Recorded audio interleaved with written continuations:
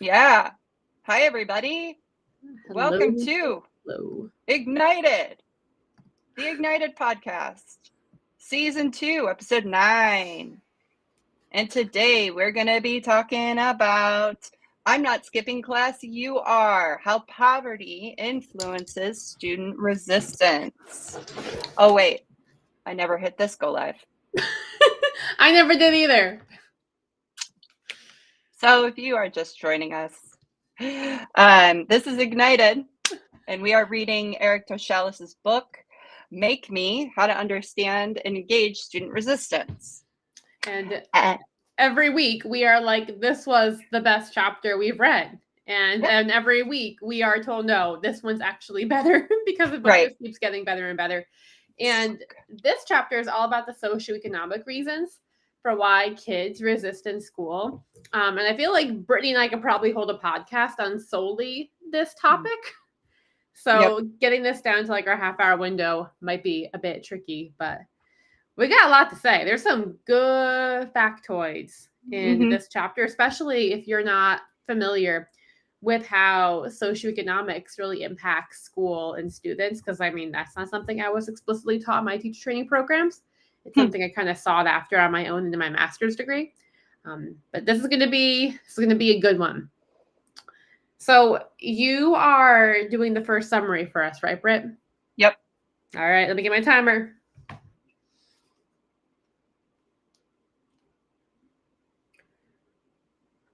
Okay, are you ready?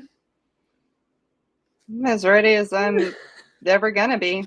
All right, on your mark, get set, summarize. Okay, chapter 9.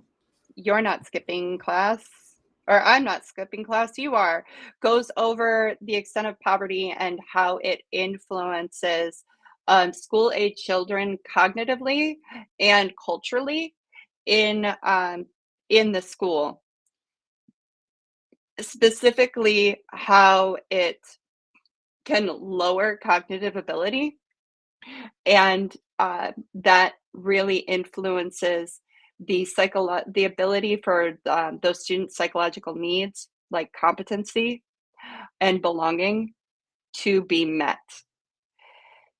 It talks about how we can alter how we instruct, how we um, how we design our culture and our space to accommodate that cognitive lag that poverty creates. It also discusses the behaviors that we're going to see that are inspired by, not inspired, that's a terrible word, that are influenced by poverty, existing in poverty, surviving poverty. And then how often teachers they teachers typically do not have a lot of experience with poverty. The majority of teachers are white, able-bodied, female, in middle class setting, and so they come into education as, oh, this is going to save you, this is going to get you out of the system, this is da da da da da. But kids in poverty don't necessarily take that as a motivating factor. It could actually be taken as something that can produce anxiety and fear of leaving everyone behind. So All right. okay, I like it. You went over a little bit, but we'll let it slide. yeah. I thought I was on a good point. Okay, I know. let me You grab my phone. couldn't stop there. Yeah. Okay. So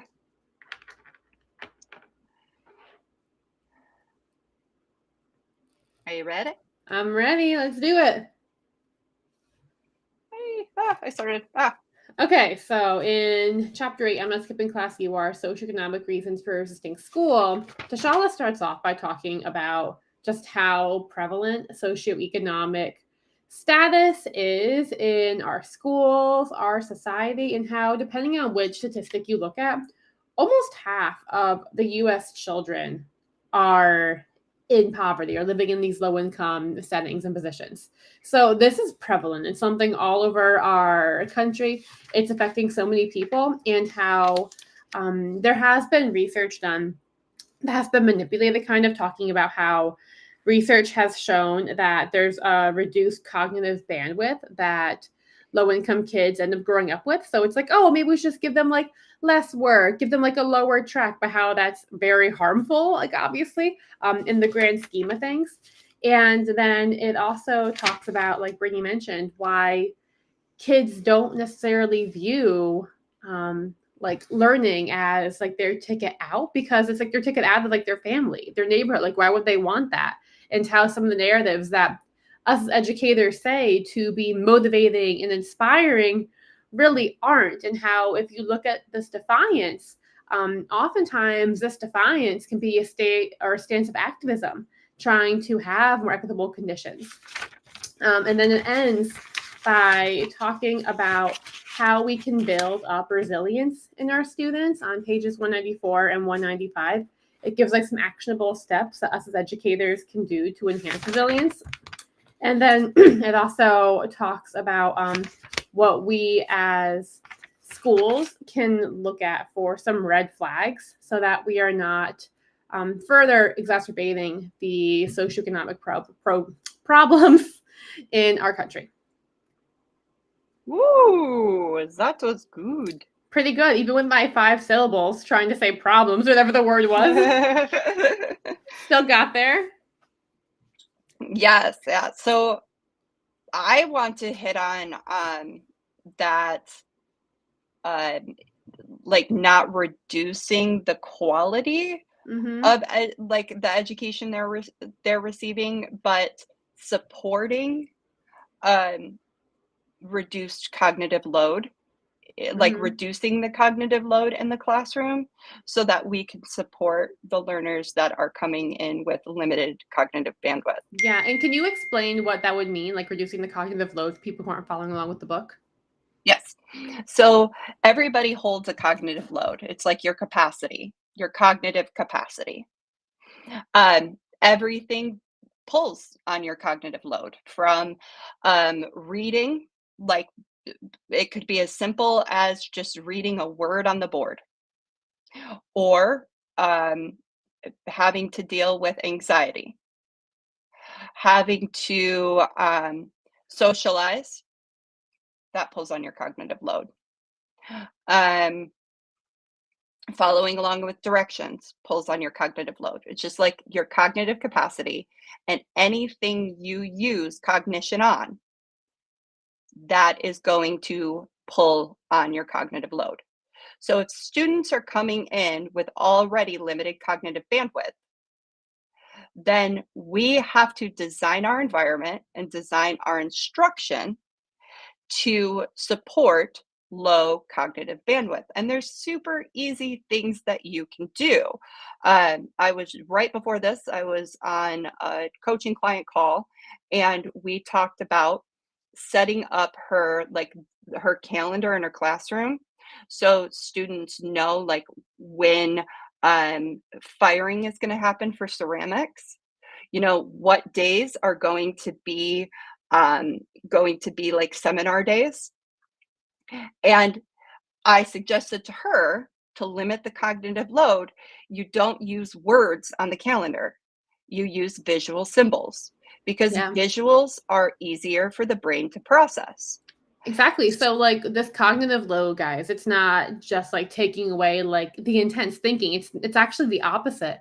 It's taking away like the mundane thinking and decisions, I call it, so that there's more space to do the higher order thinking skills. Yes, absolutely. Some other good strategies that you can use to reduce the cognitive load on like mundane tasks, like looking at the calendar, right? You can always, like if you are giving directions, okay, hold up what the students need to grab. That way they don't have to cognitively process. They can look to see what you're referencing, and their brain will process that much easier than processing language. So you really want to hit hard your visuals. Visuals are always going to ease the cognitive load because the brain processes them easier. Also, gesturing. So if you're saying that you need to grab two things, you should be holding up your fingers for two, right? You should be pointing to the direction or to the like where they're going to go. Model what they're going to be doing. Your brain processes visuals, which is like your behavior, your mannerisms, your gestures. It processes visuals easier than it's going to process language. If you pair it together with the language, then you're definitely going to be easing the cognitive load. Yeah, and it remembers it better too, Yes. you know? Um, Another strategy that I always suggest is repeat, don't rephrase. It's Yeah. very, very typical for teachers to think like, oh, if I say it a different way, then they'll understand it better. But really, what you're doing is that you're giving them technically two sets of directions they need to process or navigate through. So don't rephrase. If you're repeating directions, don't rephrase. Repeat exactly what you just said. Yeah, exactly. Mhm. And did you have a quote that you wanted to read from the book that's also talking about this, Britt? Um, yes. I also think while you're looking for it, that you and I have a Mhm, unique perspective on this chapter because we both grew up in low income households and then moved mhm, into education.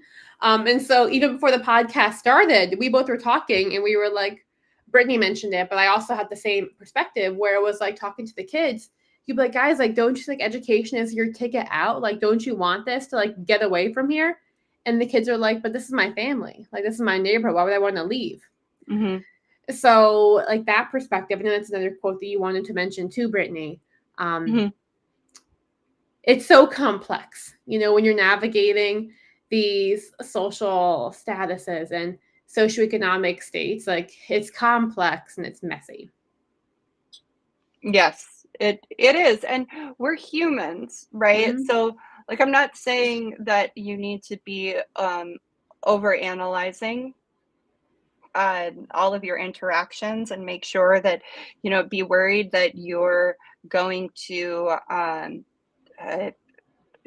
hurt a child's feelings or make them um, just like what's the word in oh my gosh, insult. Like you're not going to Oh, insult, right? mm-hmm. So because that's going to drain on your cognitive load. Because Mm-hmm. we have to consider our cognitive loads as teachers and your students' cognitive loads. So any worry, any rumination that's happening, any anxiety you're feeling, that is pulling from your cognitive load. And that's why it's so important to get a handle on like controlling your thoughts and controlling your anxiety in the classroom. But my quote was really simple, and I think that um, I think we kind of like over talked about it, so the quote's kind of irrelevant now. Okay. Uh, but I'm just like looking through what I've got and trying to find another one. So, do you have a quote that you wanted to talk about on the cognitive load? I do. Well, actually, not on the cognitive load. Okay. But while we were talking, I thought of something that was not my quote, but it was in the concepts too about how, like in traditional classrooms, it's very validating to the middle class students, Mhm. and how for our SES students, we need to validate their experiences too, and how that leads to a sense of belonging. It made me even think too, like when I was in college, I remember going to college. Um, and people like guys, like college, what I was telling Brittany about, like I lived off of cucumbers for a period of time in college. Like I have no idea. Like I must have Yeah. done damage to my health. But people in there would be talking about like how like they're just so stressed out, like going to school full time. And I'm like, I understand. Like you like live here, like you have everything paid for. And like the Yeah. campus really seemed to accommodate that experience too, like having group projects and things like that we had to meet for after class. Like I was working after school every single day. So it was such a hurdle trying to navigate like doing these group tasks while also like being able to afford life all the time. Mhm. And so just the importance of creating an environment where you feel seen and accepted and supported, regardless of the state that you come in at, it's Mhm. crucial. Not my quote, just an important thing I wanted to mention. I have my quote. I can read that one now if you want, Britt. Well, I think I found a quote that I want to read that really touches on what you were just saying. So Okay. I want to do that. Okay, so this quote is from page 180, and it is the socioeconomic aspects of doing school and interacting with peers and adults can direct a significant amount of energy away from academics and toward concerns about status. This is not because students consider academic achievement unimportant, but because its consequences are much further removed than more immediate discriminatory experiences that can arise between students, peers, and educators. For example, consider the following list of questions students might ask themselves as they prepare to enter school. Will I be liked by the right people? Will they think what I am wearing, how I look, and how I talk is cool? Will other people like the things I like? Will others do the things my family does? Will I be popular? And what will it take to gain that status? What kind of friends should I choose? What kind of people will want to befriend me? Who is an attainable romantic partner? What kinds of after school or weekend activities should I be doing? Can I afford to go where my friends go and do the things they do? Do I have the cool things others have? What things don't I have that I wish I did? What can I buy for lunch? How do my peers get their spending money? Um, when I'm asked, what will I say my folks do for work? How does my home and neighborhood compare with those of others? Can I talk about my family with pride? And some people will say, like, oh, well, they shouldn't be worried about that stuff. I mean, you could say that to your blue in the face, but the Mm-hmm. adolescent brain is designed to focus on fitting in Exactly. more than anything else because it is fitting in, that sense of belonging is such a psychological need that is directly associated to like survival. Okay, like if you think back to when the brain was being developed by our ancestors in caveman times, if you were ostracized by your group, you would have died. You needed that group for survival.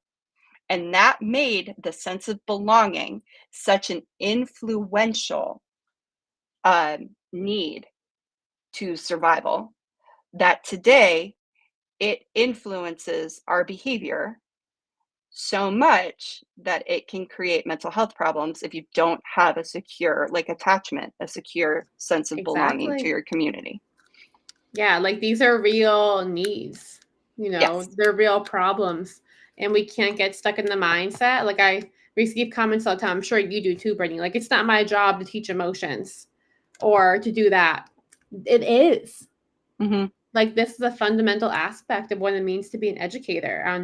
I don't know which chapter we were reading, but it ended up being like how the kids feel in school is like even like more important than the fact like of what you're teaching because they'll be Yes. able to retain the concepts. Right. I also love how all the quotes that we share are like also quotes that we both were like, this is such a good quote. Yeah. And like Yeah. we live it, star that. So my quote is about how you might see this resistance showing up in seemingly trivial things like sharpening a pencil, like not wanting to pick something up, like not wanting to move a chair. and how we process that. And this one comes from 189. And it says, in addition, some forms of classroom drama may function as a pressure valve, releasing pent-up anger and frustration. Students may become incensed by little things like not being allowed to sharpen their pencil or get a drink at a particular moment, as if that single issue is absolutely critical to their well-being. Teacher-student interactions regarding such issues may become inordinately heated and may befuddle educators who can't figure out why a student is choosing such an insignificant issue to vehemently oppose. A student's motivation for getting angry at that moment, however, may be to let off some steam built up by an accumulation of marginalized experiences. It may not be the issue itself they are resisting, but the general trend they feel forced to endure. And in this way, students' initiation of these momentary dramas may have roots in classist experiences at school. And I think that's so important for us to consider for multiple reasons. Just like, it's not always like if it's a little problem, it's typically not about that little problem. Like Right. it's about something else going on, Mm-hmm. you know? Or like the narrative the kid has built for themselves.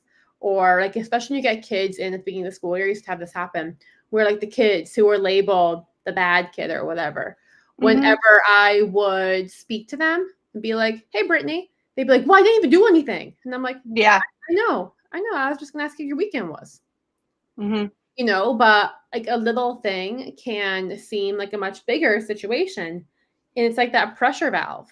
And we've all probably experienced this at some point in some way, shape, or form. Like even over the weekend, Brittany stayed with me. Mm-hmm. And like I had some moments, we had a big celebration and trying to dismantle this balloon arch, like it was my pressure valve just then, like trying to put everything into a box. So we Mm-hmm. all have these pressure valve moments. So, my action step for you as an educator would be that when you see these things happening, or you find yourself about to get into a power struggle about like sharpening a pencil, Mm-hmm. take a step back and think and be like, okay, it's probably not about this. So, what else could it be? Yes. And I also wanted to ask you too, Brittany, because I Mm-hmm. was trying to think about how I do this. And I was wondering how you do it. So, some defiance is rooted in classism or other isms like that, and Mm-hmm. some might not be. It might be from like a different need going unmet. So, how are you able to kind of analyze the situation to figure out what's The really going on root. beneath the surface? Yeah. Um, okay, so I have the behavior detective exercise, and it's laid out in the neurodivergent toolkit, like step one, step two, step three, step four. Um, it is analyzing the behavior, what it looks like, what it feels like, where it's happening, who's around when it's happening. You rarely have to analyze that behavior. This list helps because it gets us to noticing things that we wouldn't notice before. And those little things that you don't notice, those are key to understanding what's really going on. Then you interview the student. And I always interviewed my kids. It was an introductory interview, 13 to 15 questions to get to any compromised need. And there's the 5 needs of the Meet the Needs method. It's safety, comfort, autonomy, belonging, and competency. Those are the 5 needs that that I coach on and that I train on. So those needs are prioritized when you're doing the behavior analysis and you're doing the student interview. So the questions that you put in the student interview are going to be designed to try to find out which of those 5 needs are compromised. Then you are going to talk to any close staff or parents, family members, and in the questions that you ask them, you should also be trying to find out which of the 5 needs is compromised. Those 5 needs are psychological and physiological needs.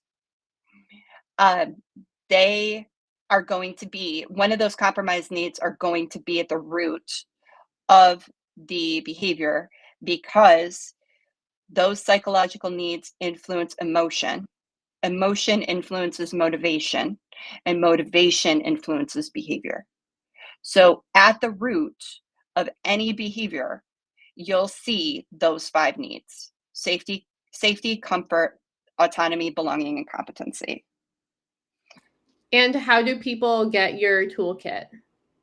The Neurodivergent Toolkit is on my website, or you can comment.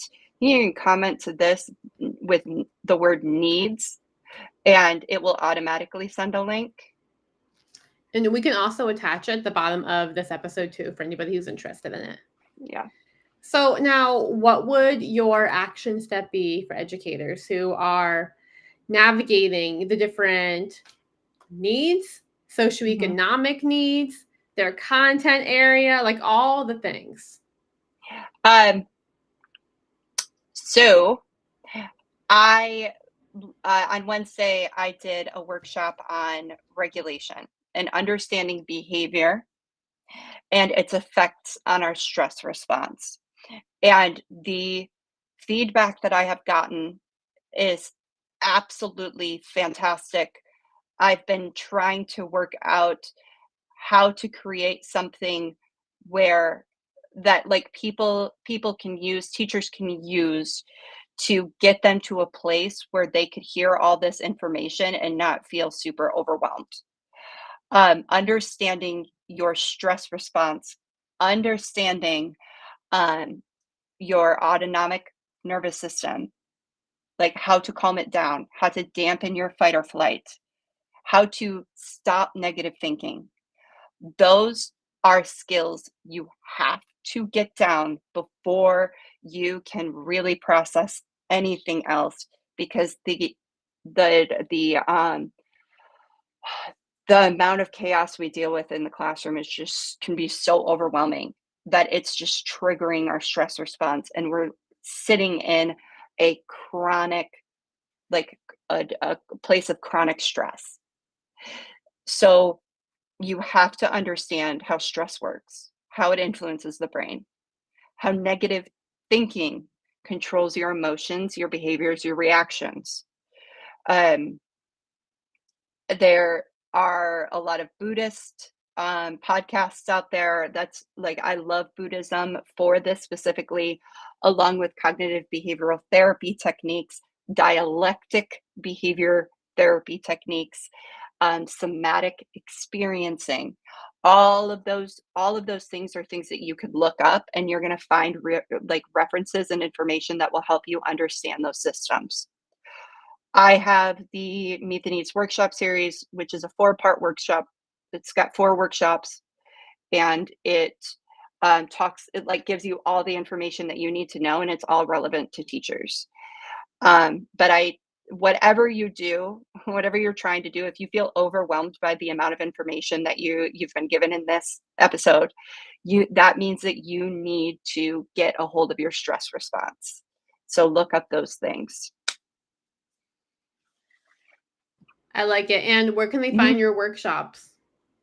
I'll link it to the podcast episode.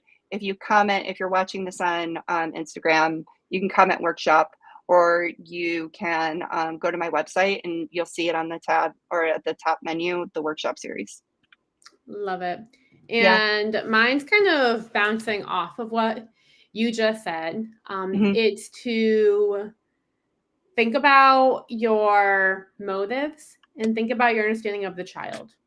So you might have the best of intentions, but if you don't really understand the situation or understand where this child's coming from or understand the broader socioeconomic and cultural implications of what you're saying and recommending, it can come off more harm than good.